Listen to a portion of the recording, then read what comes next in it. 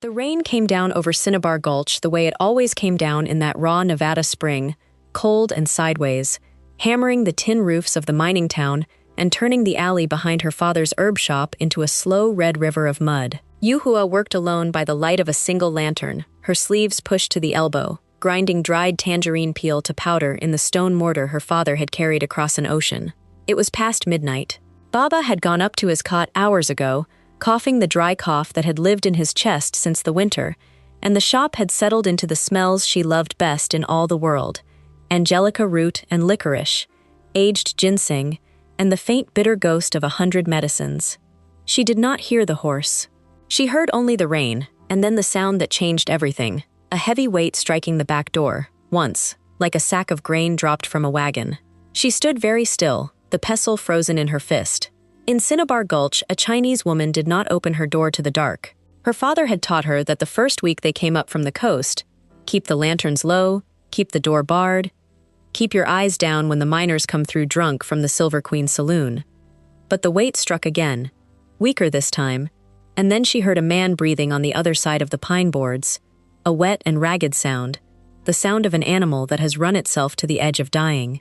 Against every lesson she had ever been given, against the cold voice of sense that spoke in her mother's tongue, Yuhua slid the bar back and opened the door a hand's width, and a man fell through it and onto her clean-swept floor, trailing rain and something darker than rain, and did not move again. He was big, even folded on the boards like that, a frontier man in a long oilcloth coat gone black with wet, and the blood came from low on his left side, soaking his shirt to the color of the mud outside. His hat had fallen away, and his face was gray as tallow. A hard face, unshaven, a scar through one eyebrow, and his eyes, when they cracked open, found hers, and held them with a terrible steadiness, as though he had spent his whole life being ready to die, and was only mildly surprised it had come tonight in a Chinaman's shop. His hand moved toward the pistol at his belt and then fell away, too weak to close. Yuhua knelt in the spreading dark of his blood, and pressed both palms to the wound, the way she had watched her father do 100 times, and felt the hot pulse of a life trying to leave a body, and she knew before she had decided anything at all that she was not going to let it. Then the lantern light caught the paper folded in his coat pocket, half slid out, and she saw the printed word across the top of it. The word she could read even in English because it was posted on every board and post from here to Virginia City. Wanted. And beneath it a crude woodcut of the very face bleeding on her floor, and a number in dollars that could buy her father's shop 3 times over. Her hands did not lift from the wound, but her heart, which had been beating only with the animal need to save him, now beat with a second thing, a colder thing, and she crouched there in the rain smell and the blood smell with the storm clawing at the roof, and understood that whatever she did in the next breath would follow her the rest of her life. She hid him. That was the sin and the mercy of it, and she committed it with her whole trembling body before her mind could talk her out of it. She could not lift him, he was twice her weight, so she dragged him by the collar of that heavy coat across the floor, her feet slipping in the wet, her breath sawing, until she had him behind the tall apothecary cabinet where the light did not reach, in the narrow, cold space beside the trapdoor to the root cellar. She threw a woven mat over the blood on the floor. She barred the door, and only then, kneeling over him with her wet hair fallen loose around her face, did she let herself look at what she had done, and feel the fear rise up her throat like river water. If the town found a wanted outlaw hidden in a Chinese herb shop, they would not wait for a judge. They would bring rope and coal oil, and they would not stop at one man. She went up the ladder stairs on silent feet and stood a long moment in the dark outside her father's curtain, listening to his cough and his shallow sleep, and she did not wake him. She told herself it was to spare his weak chest the shock. The truth she would not yet look at was harder, that if her father knew, he would do the wise thing, the safe thing, and put the dying man back out in the rain to be found, and she could not. She did not know why she could not. She only knew that when those gray eyes had found hers on the floor, she had seen not a killer, but a man alone in the world as she was alone, an ocean and a lifetime from anyone who would grieve him, and something in her had recognized something in him, the way a hand recognizes its own reflection in still water. She gathered her father's roll of clean linen, and the small pouch of sanchi that stopped bleeding, and the sharpest blade in the shop, and she went back down to the dark to try to save the man the whole territory wanted dead. The bullet was still in him. She learned that in the gray hour before dawn, working by a lantern hooded to a slit so no light would show at the window, her father's silver needles and probing tools laid out on a folded cloth.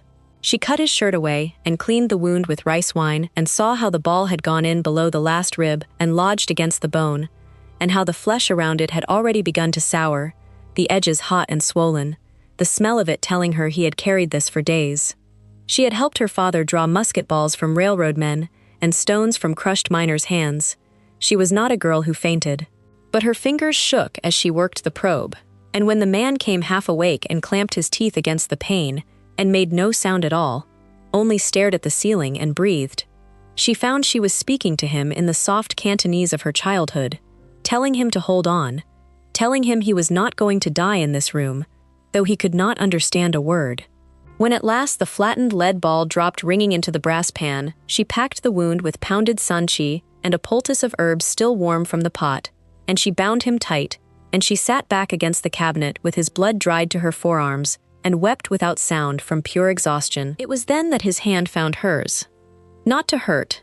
His fingers, calloused and cold, closed over her small ones the way a man grips a rope over a canyon, and he looked at her with fever already climbing behind his eyes, and he said the first words she ever heard him speak, low and cracked. "Why?" he said. "Why would you?"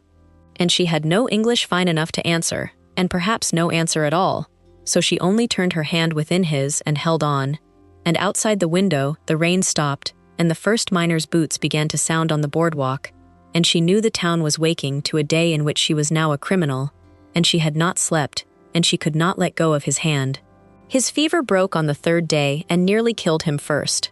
She lived those days as two women, one who stood behind the counter in the daylight weighing dried herbs on the brass scales for the Chinese laundrymen, and the few white housewives brave enough to trust the yellow doctor's daughter, her face calm as still water, her voice steady, and one who slipped down between customers to the cold dark behind the cabinet, where a stranger burned and shivered and cried out names she did not know.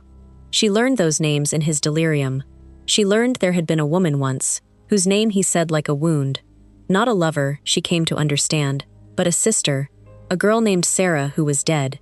She learned there had been a man named Barlow he cursed in a voice that turned her cold, and she learned his own name because he said it once, arguing with a ghost, telling someone he was Gideon Rourke, and that he would not do it, that he would rather hang. She spooned ginseng broth between his cracked lips and cooled his forehead with well water and burned mugwort in a small clay cup near the wound the way her father had taught her, drawing the sickness out.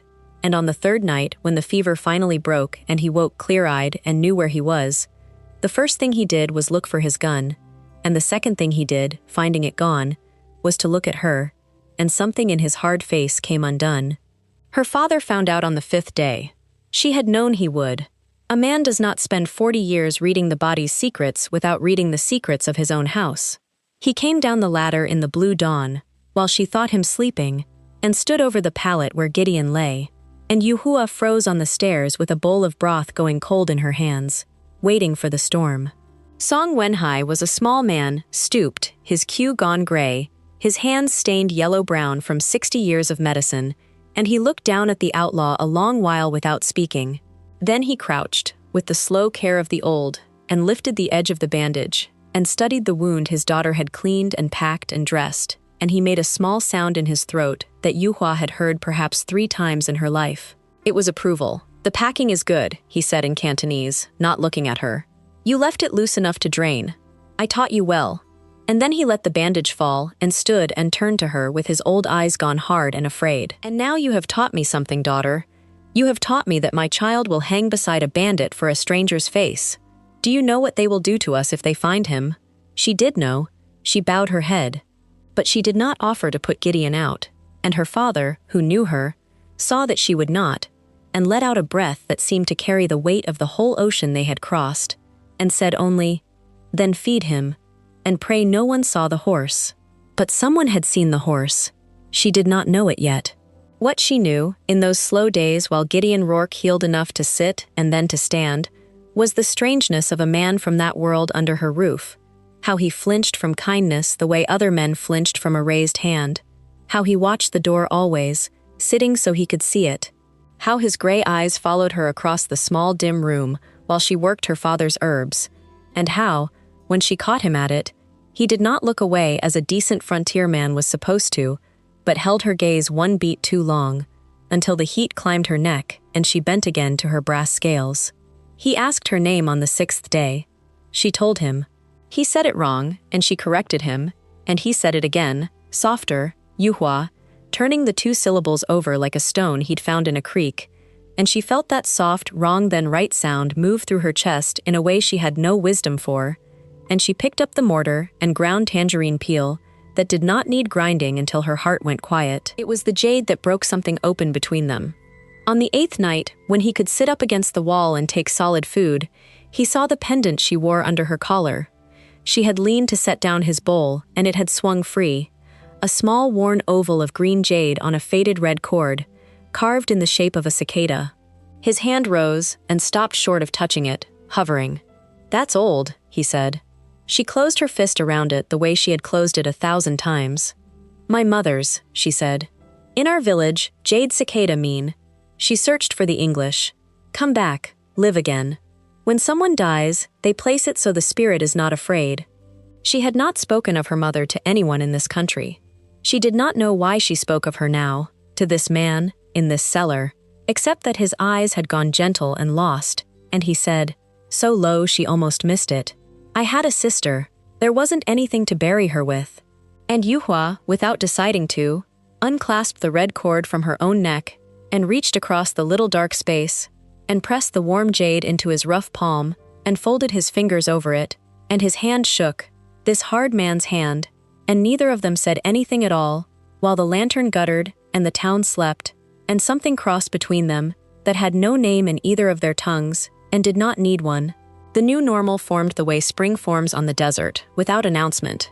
Gideon Rourke mended, and as he mended he made himself useful in the careful way of a man who cannot abide charity. He could not go out, his face was on every post in the territory, so he worked in the dark of the shop after the shutters closed. He mended the broken cabinet hinge her father's arthritic hands could not manage. He split the winter kindling in the back room where no one could see. He learned, from watching her, to tell Dangui from Baiji by smell, and to read the sliding brass weight on the steelyard scale, and one evening she came in from barring the front door, to find him weighing out Huangxi for her father's chest, with his big scarred hands surprisingly deft, his brow furrowed like a schoolboy's, and her father sitting near with the ghost of a smile, correcting him in the 3 English words he owned. The sight of the outlaw and her father bent together over the brass scales, 2 men from the far edges of the earth, undid something in her that peril never had. They talked at night, low, the 2 of them, while her father slept. She learned his story the way you learn a hard country, a mile at a time. He had come up out of the war an orphan. Both parents and the family farm burned in the border fighting in Missouri, and only his little sister Sarah left. And he had done what a boy of 16 with a dead family does. He had fallen in with hard men because hard men fed him. Barlow's gang. He had ridden with them 6 years, and told himself the men they robbed were railroad money and bank money and no honest man's, and half believed it, until the day Tobias Barlow put a gun in his hand outside a stage station and told him to kill the driver, an old man on his knees, and Gideon had said no. "First time in my life I ever said that word and meant it," he told her, staring at the jade cicada he now wore on its red cord beneath his own shirt. "Barlow shot me for it. His own man. Left me for the buzzards on the Humboldt Flats." He had crawled and ridden and crawled again for 4 days with the town's bounty on his head and Barlow's men on his trail, both of them wanting him dead for opposite reasons, and he had followed the smell of medicine down a rainy alley because a wounded animal follows the one thing that smells like it might not hurt. "I meant to steal what I needed and go," he said. "I didn't mean for a—" He stopped. "For you," he said instead, and looked at her, and did not finish, and she did not make him. She should have been afraid of him, and found that she was not. The thing she was afraid of was smaller, and far more dangerous, and it lived in her own chest, and grew each night. In the daylight she heard what the town said. The Silver Queen crowd had a new grievance. The mine had shut a shaft and laid off white men, and a laid-off man needs someone lower than himself to blame, and in Cinnabar Gulch there was no one lower than the Chinese. She heard the word they used for her people spat on the boardwalk. She saw a handbill nailed to the assay office door calling a meeting to drive the Celestials out of the gulch before summer, signed by a mine boss named Amasa Kell, a big florid man who had come into the shop once and looked at her the way a man looks at livestock. She weighed herbs with steady hands and bowed her head and said nothing, and went home each night to a fugitive who watched her come through the door with a light in his eyes that no one in that whole cruel town had ever turned on her, and she did not know which fire would consume her first, the one in the street or the one in the cellar. It almost happened on a night of lanterns. The Chinese quarter kept its festivals quiet in those years, but the laundrymen had strung red paper lanterns along the alley for a wedding 2 doors down, and the light of them came soft and rose-colored through the shop's high back window, and Yuhua stood at the counter in that borrowed festival glow long after her father had gone up, unable to make herself climb the stairs. Gideon came and stood beside her, close. She could smell the clean of him now, instead of the blood, wood smoke, and rice wine and warm skin. Neither of them looked at the other. They looked at the lantern swaying red against the black window, and his hand came to rest on the counter beside hers, not touching, a finger's width away, and that finger's width roared between them like a canyon river. "In 2 days I can ride," he said very low. "The wound'll hold." She said nothing. Her whole body had gone to listening. "I've stayed too long," he said. "Every day I'm here, I'm a rope around your neck." She turned then, to tell him he was wrong, or to tell him he was right. She never knew which, and found his face bare inches from hers, all its hardness fallen away, and his hand rose to her jaw the way a man cups something he has no right to hold, his rough thumb against her cheek, and she felt her own hand rise to his chest and feel the jade cicada warm through his shirt over his heart, and the lantern light swam, and then somewhere out in the black street, a dog began to bark, and another, and the sound of many boots came up the boardwalk, and a fist hammered the front shutters, and a voice bawled out into the night, "Rourke! We know he's in the chink quarter. Come out, Rourke, or we burn it to the ground." He was gone before dawn. That was the cruelest mercy he could have given her, and he gave it. The men at the shutters had been Barlow's. She understood that by morning, 3 riders who had tracked the horse she'd hidden in the laundry stable come to finish what their leader started, and they had gone off into the dark, still shouting when no door opened, but they had left a promise hanging over the quarter like coal smoke. And Gideon Rourke, who had lain in her cellar and learned the smell of her medicines and worn her mother's jade over his heart, had done the only thing his kind of love knew how to do. She woke to a cold pallet and a folded square of paper weighed down with the flattened bullet she had cut from his side. And on the paper, in a rough, careful hand, 3 words of English, and beneath them, copied wrong but copied, the 2 Chinese characters of her name that he must have watched her write. The 3 words were, "I'll draw them off." The jade cicada was gone from where it should have been. No, it was there, coiled on the paper, returned to her, its red cord still warm as if from his skin, and she understood he had given it back so that nothing of hers would ride into gunfire, and she pressed the warm stone to her mouth and stood in the empty cellar in the gray light and could not breathe. The days after he left were the longest of her life, and the town made them longer. Yuhua went back behind the counter and weighed Dong Gui and Huang Shi with hands that had forgotten how to be steady, and told herself it was better, safer, that a fugitive gone was a life saved, that the finger's width between their hands at the counter had been a madness the lantern light had made and nothing more. She did not believe herself for a single hour.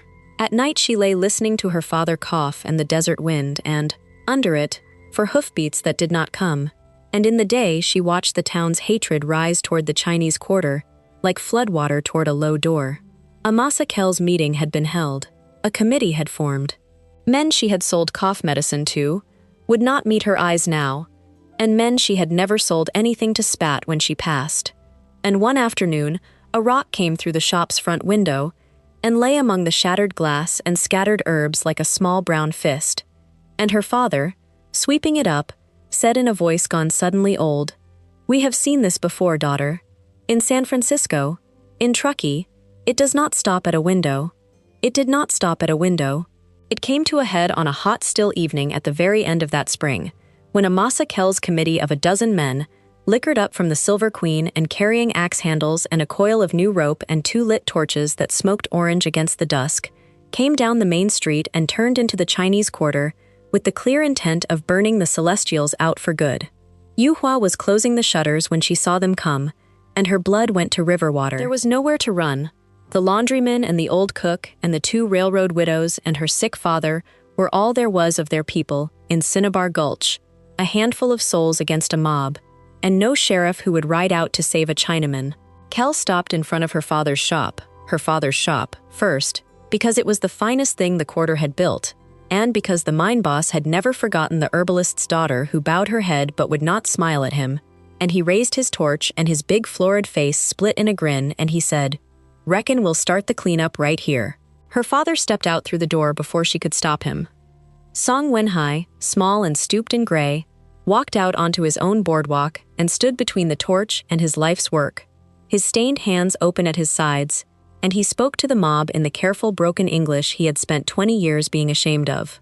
"This good medicine," he said. "I make good medicine. For your wife, for your child, for fever. I hurt no one." And Amasa Kell, without even the courtesy of an answer, swung the back of his big hand across the old man's face and knocked him down into the dust of his own doorway, and the mob laughed. And Yuhua came out of the door with a cry torn out of her, and threw herself over her father's body as the torches came up, and she looked up into the grinning ring of faces and knew this was where it ended, in the dust, in the fire, so many thousand miles from the green village and her mother's grave, and she closed her eyes and reached for the jade at her throat. And a rifle spoke once from the dark end of the street, and Amasa Kell's torch flew from his hand and skittered smoking into the mud, shot clean from his grip. Every head turned. A horse came walking out of the blue dusk at the foot of the quarter, unhurried, and the man on it had a rifle levered and leveled, and a face they all knew from the posts on every wall, gaunt now and hard as an axe head. And he rode into the ring of torchlight without any fear in him at all, and Yuhua, on her knees over her father in the dust, lifted her head and saw Gideon Rourke come back for her, and the whole world stopped its breath. "There's a $2,000 bounty on my head, boys," he said into the terrible silence, his rifle drifting slow across the mob. "And every man here knows my name. Now, which of you wants to be the one who tells the marshal you were burning a sick old man and his daughter alive when Gideon Rourke rode up and stopped you?" The mob broke the way mobs break, from the edges first, men remembering suddenly that they were only drunk and not brave, drifting back into the dark until only Amasa Kell was left standing in the torchlight with his hand twitching toward the pistol on his hip. But Kell had not come alone into that dusk, and neither had the trouble. For even as the committee melted away, 3 more riders came down the other end of the street at a hard gallop, Barlow's men, drawn by the shot the way wolves are drawn, and at their center on a black horse rode a heavy man with a broad pale face and dead eyes. And Gideon's whole body went still and coiled at the sight of him, and Yuhua heard him say one word under his breath like a curse and a grief together: "Barlow." And she understood that the man who had shot him and left him for the buzzards on the Humboldt Flats had come to finish it, here, in front of her father's shop, with her family in the dust between them. What happened then happened fast. The way her father always said the important things happen fast, in less time than it takes to weigh a dram of herb. Tobias Barlow saw the jade, saw Gideon, saw the man he had murdered risen up whole, and standing between the townfolk and a Chinese girl, and something in that sight seemed to enrage him beyond sense, and he clawed for his gun. But Gideon Rourke had spent 6 years learning from the fastest and cruelest men in the territory, and he had spent 5 days learning something else in a cellar that smelled of angelica and ginseng, learning that his life might be worth the saving, and a man who wants to live shoots truer than a man who only wants to kill. 2 shots cracked as one. Barlow's went wide and shattered the last of the shop's front window. Gideon's did not go wide. The gang leader sat his black horse a long moment with a look of vast surprise on his broad, pale face, and then he came down out of the saddle all at once like a felled tree, into the same dust where he had meant to leave them all, and his 2 riders wheeled their horses and were gone into the dark and did not come back, and the desert wind blew smoke and silence down the length of the Chinese Quarter. Gideon got down off his horse. He came to where she knelt in the dust with her father stirring and groaning in her arms, alive, only stunned, the blood from his split lip black in the torchlight, and Gideon Rourke went down on one knee in front of the whole watching, cowering town, in front of the men who had come to burn her, and he was not hiding anymore, not in a cellar and not behind a rifle. "I got as far as the Humboldt sink," he said to her, low, only to her, though the street could hear. 4 days I rode, and every mile I told myself I was doing right by leaving you clear of me, and every mile I knew I was lying. There's nothing out there for me, Yuhua. There's nothing anywhere for me but the 8 days I spent dying in your daddy's shop, which was the only time in my whole life I ever felt like I was worth keeping alive." His rough hand came up, the way it had come up in the lantern light, and this time, nothing in the world interrupted it, and he cupped her jaw in the dust and the torch glow with the mob's own dropped torches guttering out around them. "I don't have a thing to offer you," he said, "a wanted name and a bad past, but if you'll have a man like me, I will spend what's left standing between you and every last one of them, for as long as I've got." She answered him in front of all of them, and she did not bow her head. Yuhua reached up and drew the red cord over her own neck, the jade cicada that meant "come back, live again," and she lifted it over his head and settled the warm green stone against his chest where it had lain while he healed, and she pressed her hand flat over it, over his heart, and she said in her clear accented English so the whole street would hear it and carry it, "You came back. In my mother's country, the cicada sleeps in the ground for many years, and everyone believes it is dead. And then one summer it comes up into the light and it sings." Her father, in her lap, reached up his stained old hand and closed it weakly over their two joined ones, giving what a father gives, and somewhere down the dark quarter a single red lantern still burned from the wedding 2 doors down, and the town of Cinnabar Gulch stood in shamed and silent witness, while a Chinese herbalist's daughter and a hunted outlaw knelt in the dust and were, at last and against everything, unafraid. The marshal came 3 weeks later, and it went differently than she had feared, because the frontier, for all its cruelty, kept a rough ledger of accounts. Barlow's gang had a price on it far larger than Gideon's, and the men of the quarter and even a few shamefaced townfolk swore out that Gideon Rourke had killed the outlaw Tobias Barlow in defense of a sick old man and his daughter, and there was a new territorial law, freshly printed, that let a man ride out his old bounty in exchange for delivering worse ones, and the marshal, an unhurried old man who had seen enough of the world to be tired of hanging the wrong people, looked a long while at the outlaw who had settled into the Chinese quarter, and at the way the herbalist's daughter stood beside him, and he tore the wanted poster slowly in half. "Reckon Gideon Rourke's dead," he said, "seeing as I can't find him anywhere. There's a man named of Gideon here, married into the medicine trade, but that's a different fella," and he rode out and did not come back. Amasa Kell left Cinnabar Gulch that summer, his committee scattered, his grievance curdled to a thing the town no longer had the stomach to follow. For it is one matter to burn out people you have told yourself are not people, and another matter entirely, once you have seen a man you called a celestial's daughter save your children from the summer fever, as Yuhua did, all that long hot season, going house to house with her brass scales and her pounded herbs into the homes of the very men who had held the torches. They did not thank her with words. The frontier was not made for those. But a rancher whose boy she pulled back from the throat sickness left a side of beef at the door in the night, and a widow whose fever broke under Yuhua's needles began, quietly, to greet her on the boardwalk, and one by one the eyes that would not meet hers learned to. The years folded over Cinnabar Gulch the way years do, and they were good years, harder won than most and dearer for it.